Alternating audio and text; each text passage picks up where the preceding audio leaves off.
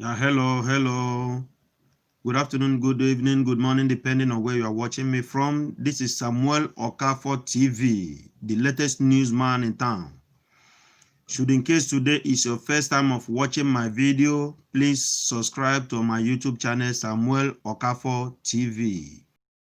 Comment on my video and give me bell all so that whenever I update any new video, you'll be the first person to receive them and watch. If you are my old subscriber, please subscribe, watch my video, like and comment on my video. As you do so, my God will richly bless you in the mighty name. So let's watch.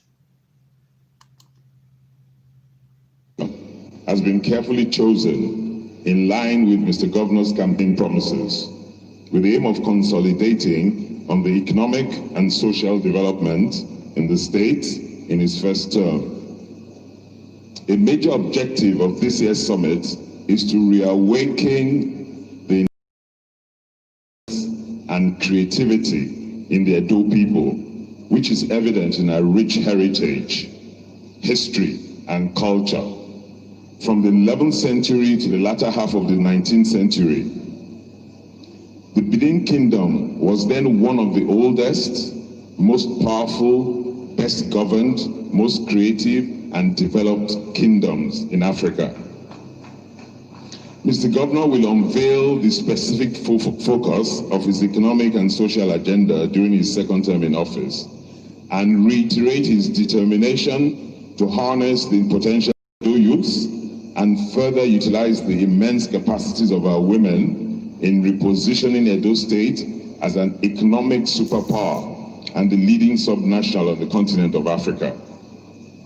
Mr. Governor and his team intend to create an Edo State where life and property will be secure, truth and justice shall reign, where no one is oppressed, no man or woman is left behind, where we have first-class education and health facilities, where everyone who wants to work is proudly engaged, an Edo that rediscovers its cultural heritage, an Edo State that truly becomes the industrial and technological heartbeat of this nation. This year's summit theme is very apt considering the painful and retrogressive effects of the coronavirus pandemic, the consequential lockdown in response to this pandemic, and then the loss of lives and major damage to infrastructure during the recent riots. 2020 has indeed been a most painful and difficult year. A year such as we've never seen nor experienced in living memory, and which I pray to the Almighty we shall never see again. The damage caused by this year will lead to a negative growth rate and severe economic contraction by at least 5% by year end, which is really disastrous. However, the outcome of the recent Edo elections has been the single game-changing ray of light in an otherwise excruciating year. Against all the odds, the will of the Edo people was manifestly sustained. I salute the people of Edo State and all of those who made the election victory possible. It is extremely critical to our development in Edo State that the Obaseki tribe transformation be sustained. The catastrophic outcomes of our 2020 crisis have shown us clearly that leadership matters. Countries and states with focused, selfless, imaginative and hardworking leaders coped much better this year than those who don't have. In Edo State, we coped much better. Distinguished ladies and gentlemen, our 2020 summit will provide an opportunity for deep deliberations and alternative thinking, different from the usual, which will creatively enable employment for our people, attract patient capital, build on our achievements in infrastructure provision, education and health, mechanized agriculture, support of small-scale businesses, and by that reawaken the key Edo characteristics of creativity, tenacity, hard work, focus, and integrity. We will provide a forum for frank, deliberate, cerebral, creative, and exhaustive discussions, the outcome of which will enable Edo State to climb out of this recession and grow at a rate that is unprecedented and without compare. Thankfully, the world is now discovering vaccines and antibodies to combat this virus, and this definitely will aid the pace of our growth. Our social distancing protocols dictate that this year's summit will be different. It will be the first hybrid summit where, apart from those of us in this room, the majority of participants are joining us virtually. I know that this will not reduce the quality of participation in any way, and that those joining us virtually will take full advantage of the features of their laptops and devices and iPads. The agenda of today's summit will include a tone-setting and visionary speech by His Excellency Governor Godwin Obaseki, which will be followed by a keynote address by the award-winning Ghanaian British architect and one of the leading architects of his generation, Sir David Ajayi, OBE. Sir Ajayi is known to combine artistic creativity with a strong ethos for community-driven projects. Sir Ajayi will join our panel discussion and share his perspectives on urban regeneration and renewal as key imperatives for sustainable development. Our panel discussion will focus on rediscovering the greatness of Edo from an economic, cultural, historic, and tourism perspective. Thereafter, our Deputy Governor, Comrade Philip Scheib, will give a closing overview. On behalf of His Excellency, the Governor of this great state, I extend our sincere appreciation to our friends, investment partners, resource persons, traditional rulers, religious leaders, political leaders, youths, delegates, and everyone that has contributed either directly or indirectly to this summit and all of our previous summits, and who have contributed to the achievements so far recorded in the development of the Edo State of our dreams. We're grateful to you all for the great sacrifices and substantial contributions that you have all made and continue to make. I'd also like to thank most sincerely all of the members of the organizing committee appointed by Mr. Governor. I thank you so much. I couldn't have worked with a much better or greater team of dedicated professionals. Thank you so much. At our first summit in November 2017, Mr. Governor, on behalf of himself and Mr. Deputy Governor, renewed their economic and social contract with the people of Edo State. And they both solemnly promised that by the end of their term, Edo State will firmly and irreversibly be on the path to becoming an economic power where all her people will enjoy the highest quality of life. I know that His Excellency will reiterate his pledge, and over the next 4 years, he and his deputy will fully deliver to all of us a transformed Edo State. The Edo State of our dreams and the dreams of our heroes past. On behalf of the good people of Edo State, Your Excellencies, I hold you to this solemn and clear pledge. Edo State is destined for greatness. We're at the cusp. I implore you all to continue to work hard, passionately and creatively to ensure we deliver this Edo State. We must cooperate with our government. Every one of us must cooperate with our leaders. We must look inwards, we must be passionate about our state, and we must seek to achieve the greatness that lies within us. Finally, I'd like to urge you all After the business of the day, please don't run away quickly. Enjoy Benin and enjoy Edo State. There's so much to enjoy. The culture, the heritage, the friendliness of the people. God bless Edo State. God bless Nigeria. Thank you all for coming. I wish us all wonderful deliberations. And I thank you all. God bless you.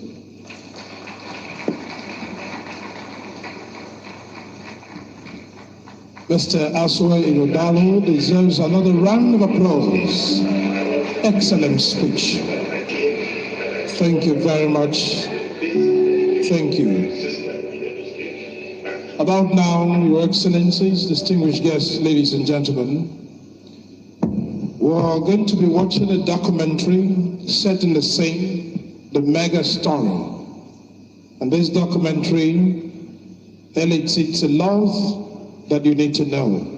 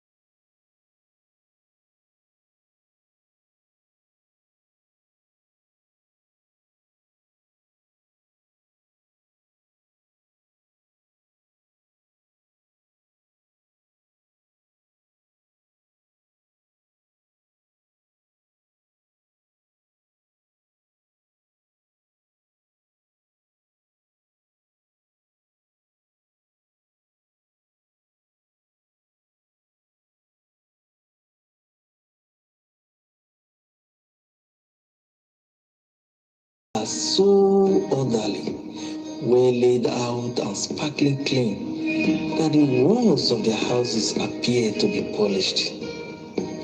The city was so well governed that theft was unknown, and people lived in such security that there were no doors to their houses. The Great Wall of Benin, spanning 16,000 kilometers, was as high as 16 feet and constructed to secure this great kingdom. While other regions traded in slaves, Benin traded in their famous artifacts of bronze, iron, and ivory. So Dad, what changed it? Sad, my daughter. Very sad. See, in the bid to control the trades and wealth of the land, the British invaded our kingdom and deposed our Oba. They destroyed our land and carted away with hundreds of thousands of art pieces. Some are even now being displayed in museums around the world. After a while, things started to get better. Our leaders slowly, not yet.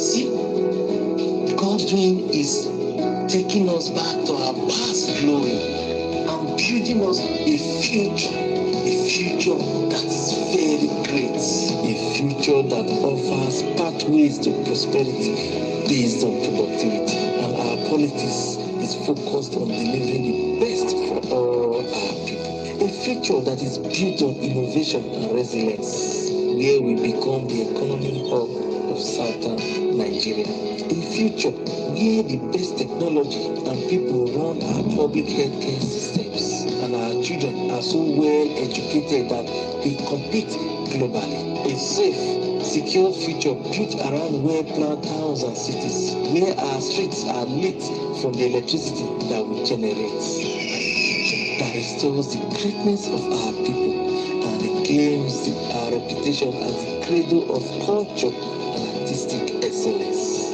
But how would that happen? Don't worry, my daughter. See, God initiates. We explain everything by himself.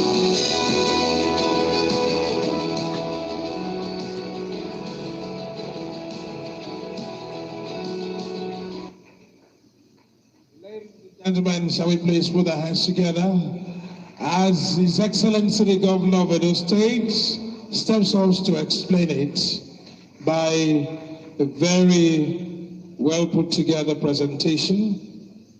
This presentation is going to last for a few minutes. Thank you.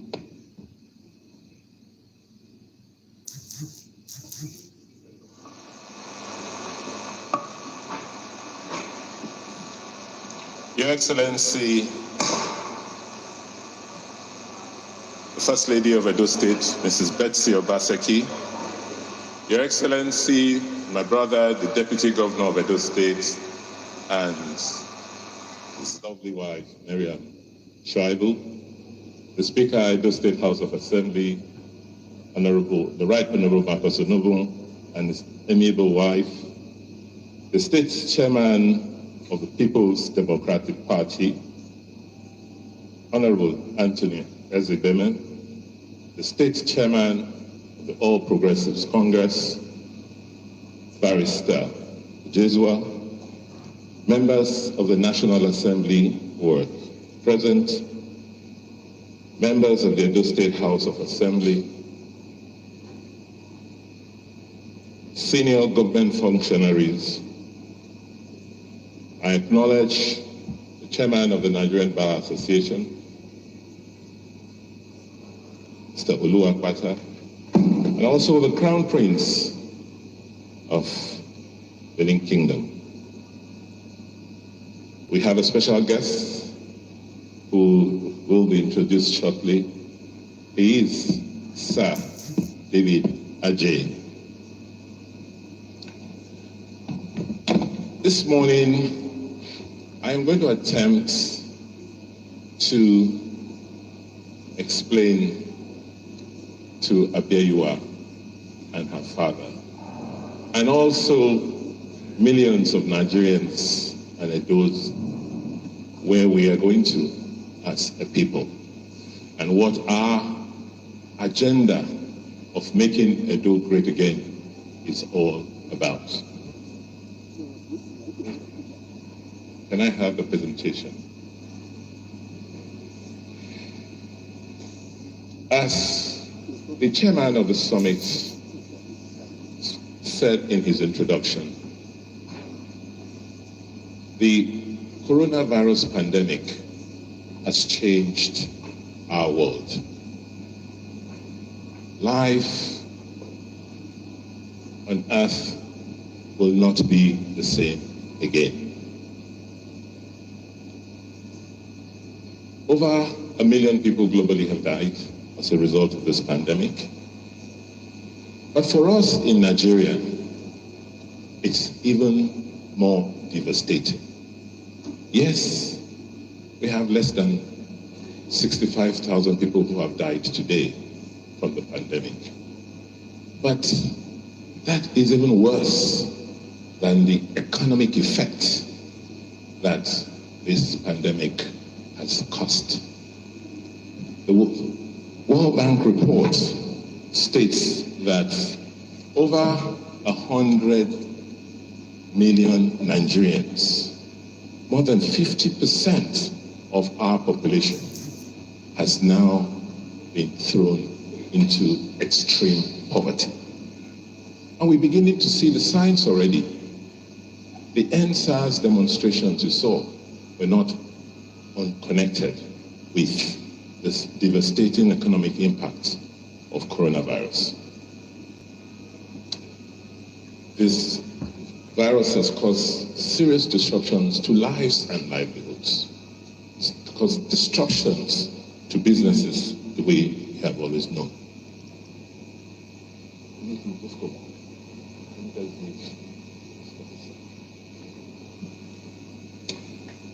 The response to the consequences of this virus are varied from society to society and from country to country. But what is clear, and as was pointed out in the introduction, is that only those countries, only those states that are organized, that can turn this crisis into opportunities. Because in every adversity, there is usually an opportunity. We are fortunate in Edo State that 4 years ago, when we started with our first Alagodaro, we set the agenda for reform. You pushed us, you challenged us to reform our state and our state systems. And that has given us a head start. We have not solved all the problems, but at least we have identified the pain points, and we believe that we know what to do. And we are assured that from what happened on September 19th, the people of Edo State are aligned. Majority of the people of Edo State spoke, and it was clear that they endorsed what we had started and they wanted to see a continuation. What did we do in the last 4 years? We set the agenda. We set the agenda thinking about Edo from 6 perspectives. First, we had realized that we have to build institutions, because the biggest challenge for us in Africa is we focus on individuals. We want to build individuals and not institutions, forgetting that individuals will come and go. It's only institutions that will remain. So we ensured that we started a process of making people think and do things, realizing that one day they will not be here. It's the structures that they build and leave behind that will succeed them. So we focused on the civil service, we focused on the judiciary and the legislature. Let's even begin to clean up the structures that represent these institutions. We also realized that it's all about the economy. If we are not producing and people are not earning, then there will be misery and unhappiness in the land. And fortunately for us as a people, we are so blessed, we're so endowed with much more resources than we deserve. We have some of the best ecosystems in terms of ecology in West Africa. We have one of the best water aquifers. We have the largest onshore reserves of gas. So whether it's resources to produce food, we have. Whether it's resources to produce energy, we have. We have one of the most lush rainforests. So putting all of this together with our people, it will be our fault if we don't build the strongest economy on the subcontinent. We also set the agenda for social development. It's about people, and it's about training people to do what they ought to do. It starts with education. And so we spared no stone unturned in focusing on education. And we are happy and proud to see the largest component of our budget spend is on education. We have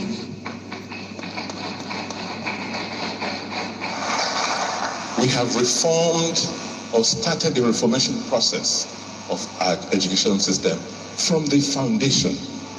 And today, globally, Edo State education reform has been acknowledged. In my speeches today, I informed the audience that at least as such, September this year, Edo was one of 5, it was accelerator countries in terms of education. We were the only subnational on that list.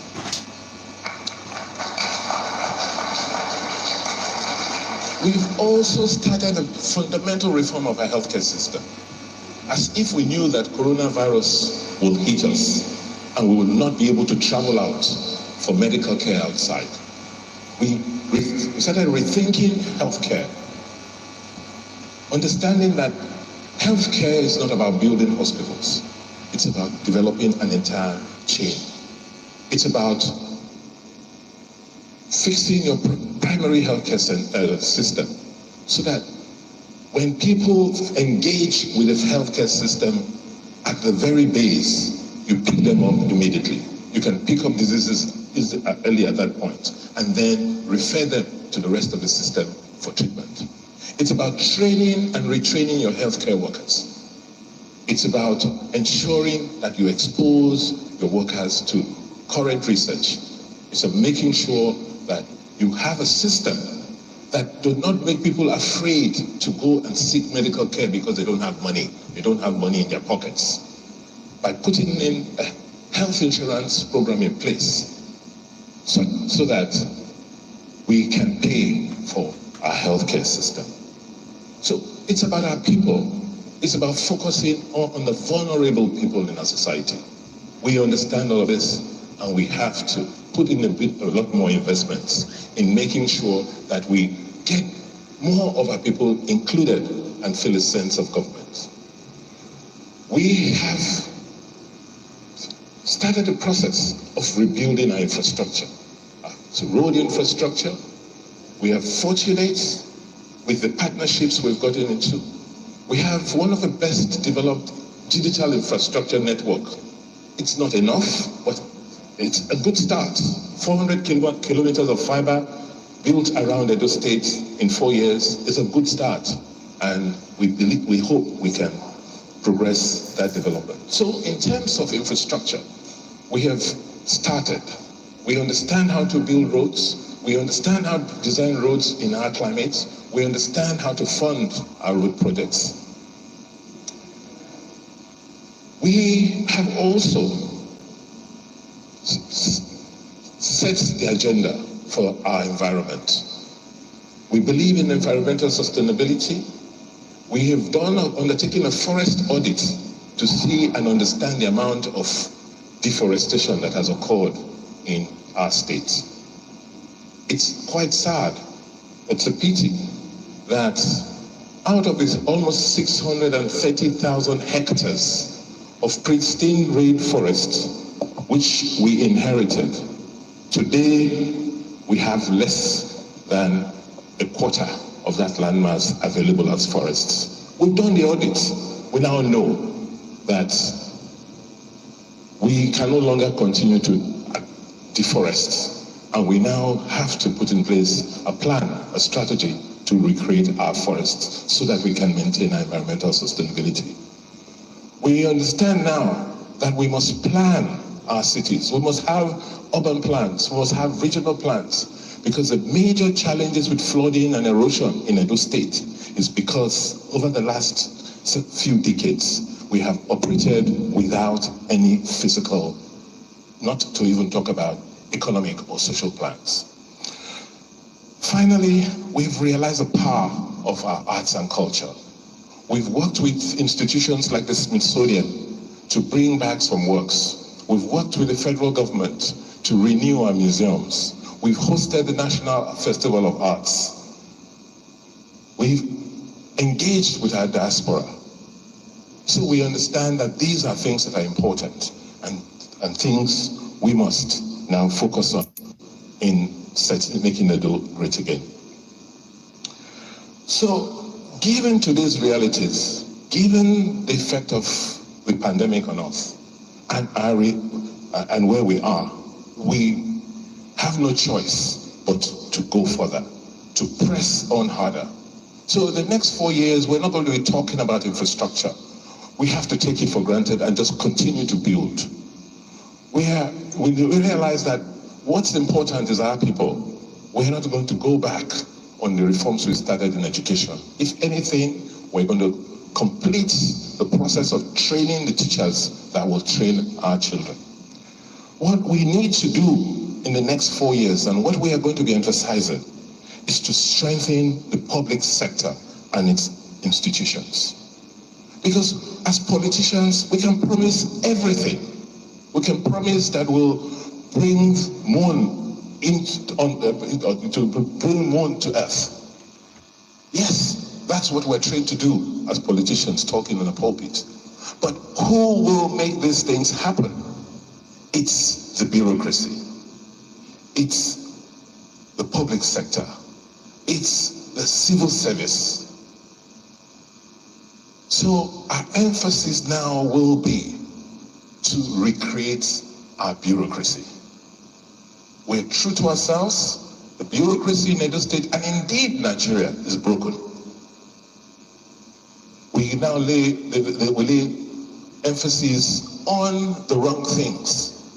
So for us in Edo, we are going to leapfrog our public service. We have already built the infrastructure. We're manning our training center where we will train public servants. And in the next 4 years, we're going to roll out a world-class public service.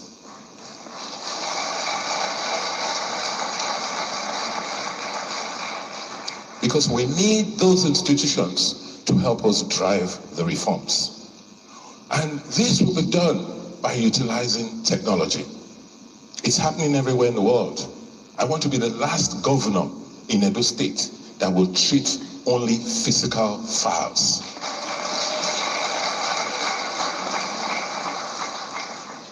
We have to improve the human capacity of our state. We've got to keep training people. We've got to make sure that our people are prepared to work. You can't say there's no jobs. No, there's enough work, but we have not succeeded yet in preparing our people to work and take advantage of the opportunities around us. We want to expand our economy, and that's why we've invited most of you here today. We're fortunate that we have power, we have energy, we're building electricity grid and network, and we're building infrastructure. So the ingredients to drive industrialization, the ingredients to drive services are in place, and those will be our focus. Not talking about them, but just doing them. Very dear to our hearts will be our environment. We must now plan our environment. If our forebears planned where we live today the way they did 600-700 years ago, when they did not have the privilege and opportunity of the technology we enjoy today, we have no excuse. We have absolutely no excuse to live in our cities the way we do. We should, as a generation, we should be ashamed of ourselves. And the goal of the next 4 years is to turn that around. So urban renewal and urban planning is critical.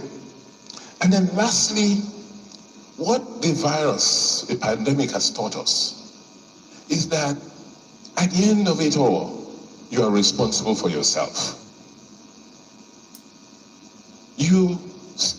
The pandemic says, you know what? Maintain your lane. Stay in your country. Keep your distance. Do your own thing. So, as a people, we have to first know ourselves, know who we are, know what makes us Edo. When we say Edo is not somewhere else, we have to now tell people what Edo is.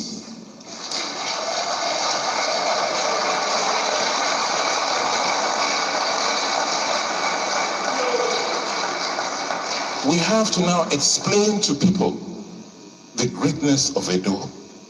We have to explain to them why Edos acted the way they did on September 19th.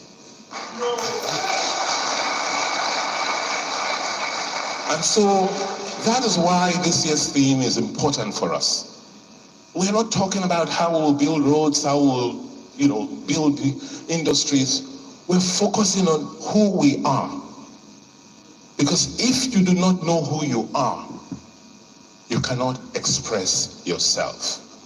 If you do not know who you are, you don't know where you're coming from. You will not know where you're headed. That's why it's so important for us to focus on who we are, on our greatness, on our heritage, on our past, on our culture, on our arts. It's by discovering who we are can we now step back, understand the world we're in today, and position ourselves for the future.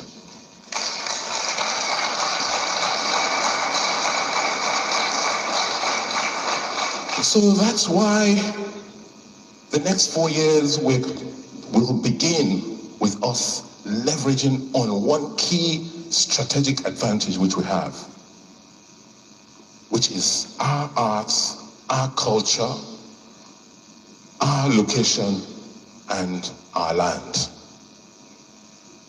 We have to discover our greatness in our works, because our forefathers have already expressed who we are in our art forms. And you find these art forms, artifacts and art pieces all over the world. Shouldn't we ask ourselves, why do others want to keep our works? What have they found in those pieces? We'll not challenge ourselves to understand what our forebears did and how they did what they did. And I have always argued that it's the same blood that flows in their veins that still flows in us today.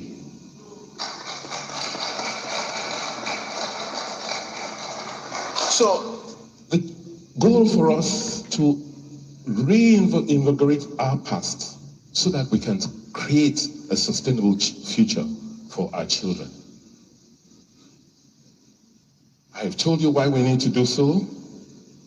Because we cannot afford to maintain the status quo. The world has changed. Life has changed.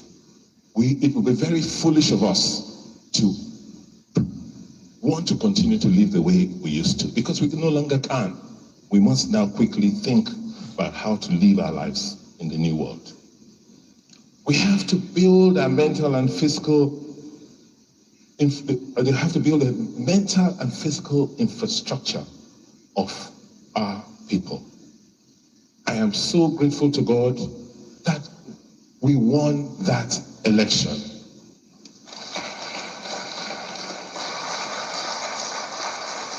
Because we were challenged.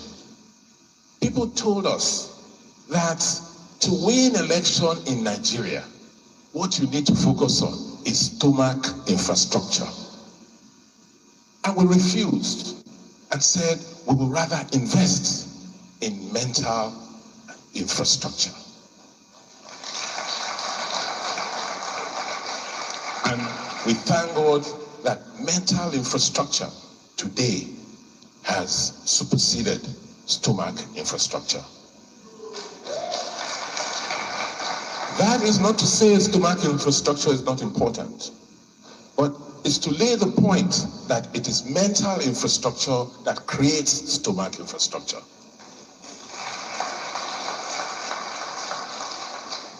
Let's now focus on how are we going to do this. Amongst other things, we have to launch a new project. And that is what I'm here to do today with my colleagues. That's why I'm so excited that we have Sir David Ajay in the house today. Because this morning, we're going to be launching the historic Benin project. This project will help us reconnect our past glory to our present realities so that we can now determine for ourselves how to sustain the future of our people.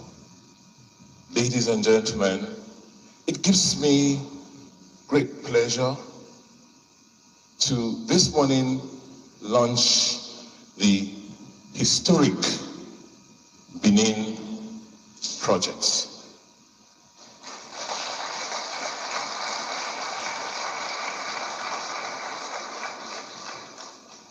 It's not coming on. Someone come and help with my technology.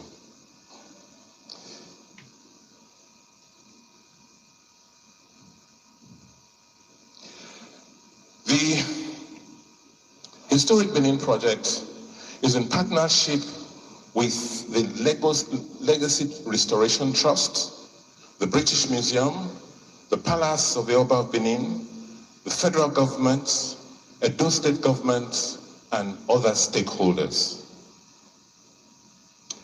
The Historic Benin Project will talk about and encompass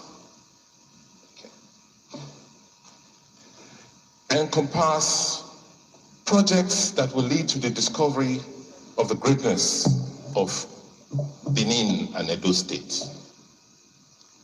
It will include architectural interventions. And like I said, we have a privilege of having on this project someone who can easily be regarded as one of Africa's greatest contemporary architect, Sir David Adjaye. It will also involve archaeological restorations, because we know there's still so much in the Benin that has not been discovered. And we want to thank specifically and especially the British Museum that has already made a donation of $4 million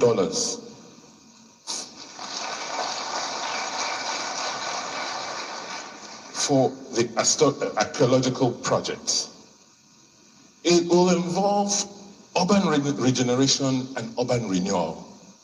Because if we are going to create the kind of visitor experience, we want to attract the quantity and quality of people to enjoy our state, to see all these great reforms we've undertaken, then we must make the state look beautiful. So the steps we have taken to date is to establish an independent trust we call the Legacy Restoration Trust. This is important because we're going to be raising large sums of money globally for this project. We have already received commitments, but from my experience as an investment banker, what investors want to see is transparency. They want to see clarity as to how the monies they have invested, it will be spent. And that will be the responsibility of this trust, which will consist of board members locally, nationally, and internationally. We have, like I said, began the work with the British Museum and the National Museum of the British Museum and the National Museum and Monuments to scope the work that needs to do in terms of the archaeology and research that needs to be undertaken. The last archaeological work that was done in Benin was done in 1950.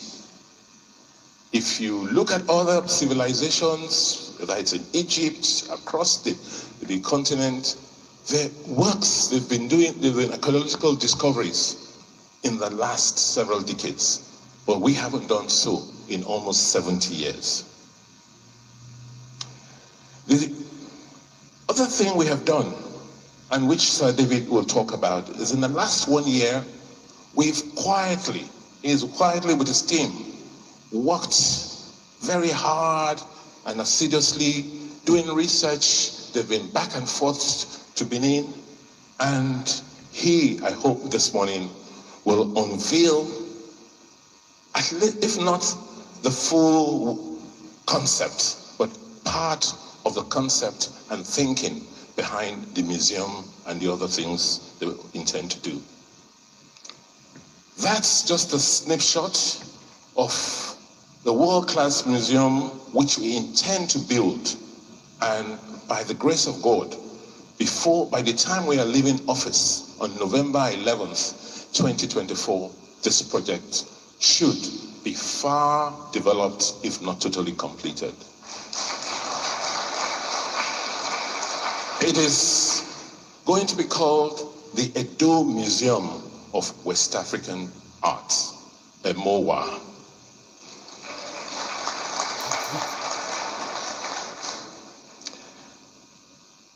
I'll let Sir David talk about the impact and the imperatives for this project. This is what he has done all his life. I mean, he's built one of the most respected museums of African arts in Washington, D.C., so he has the experience and the insights. And all that is left for me to do now is to reassure you that as a government, we are going to focus on a full complement of development. We're not just going to focus on food, on roads, on electricity, will make us better human beings and to make us leave something for the future generations. Let it be said that our generation left something behind. We cannot continue to complain and lament that what we met has been destroyed. And believe that we were not culpable in bringing ourselves as a country to where we are today. But in all of what has gone on and what has happened over the decades, let us come out and say, yes, in our time, we built something, and let that be the African Museum of West African Arts. Thank you.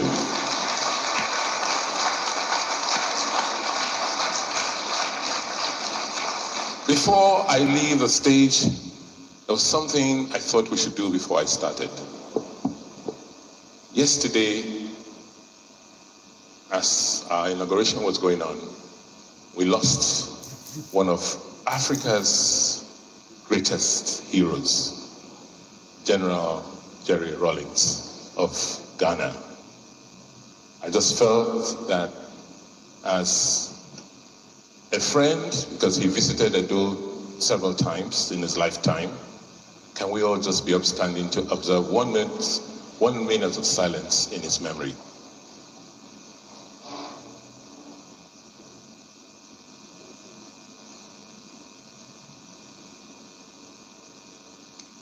May the soul of late General Jerry Rawlings rest in perfect peace.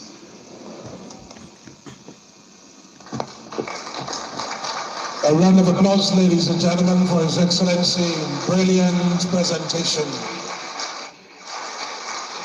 Very brilliant presentation this morning. We quickly like to have a Q&A session, a question and answer, but just before, all right, we'll move ahead to have the poetry reciter by Dona Ogunaike. Dona Ogunaike, we'll put it on hold, okay.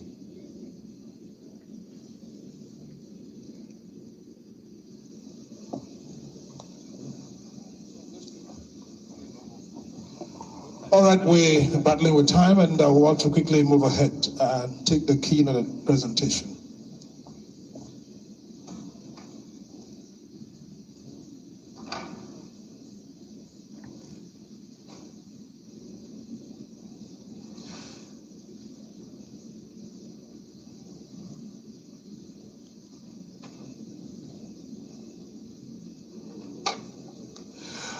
All right, let's quickly have the poetry right now by Dona Ogunaike. Dona Ogunaike will be doing that very shortly. And then we take the keynote presentation that will be done by Sir David Ajayi, the founder and principal, Ajayi Associates. And then we move on to the high-level panel discussion. We have already lined up our panelists, and that's the heart of the summit.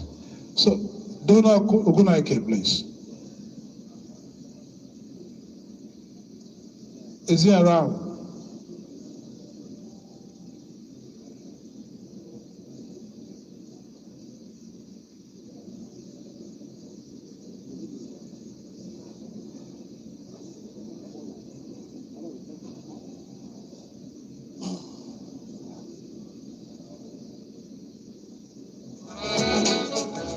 All right, very quickly, let me acknowledge our distinguished honorable members who accompanied Mr. Speaker to the summit. Honorable Ojezele Sunday, Deputy Leader, please can we put our hands together for him. Honorable Sele Ephraim, Deputy Whip of the House of Assembly. Another round of applause. Alaji Omogba House, and Honorable Blessed Agbebako, the Chief of Staff, another distinguished member who was a member of the House before, but now the Chief of Staff. Please can we put our hands together for him? Thank you. Of course, let me recognize one more time the Crown Prince of Benin Kingdom, Crown Prince Zelega Ewai. A round of applause, ladies and gentlemen. Thank you for coming. Of course, the representative, the Senior Special Assistant and President, Usaitin Gobadia, is also here with us. Please, can we put our hands together for him? Thank you. Dr. Godswill Ihetu, Chief Architect Boye Graham Douglas, His Excellencies and Lords. Please, can we join our hands together for them? Chief Architect Dubois Graham Douglas, thank you. Dr. Grace Okudu, retired AIG Nigerian Police Force. You're also welcome to this event. We appreciate all of you for finding time to be here. And very quickly, Dona Ogunaike will be doing poetry recital.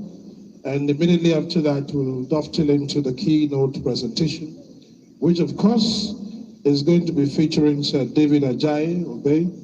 And yes, I understand that they're getting ready very quickly so that we can do that in the shortest time possible.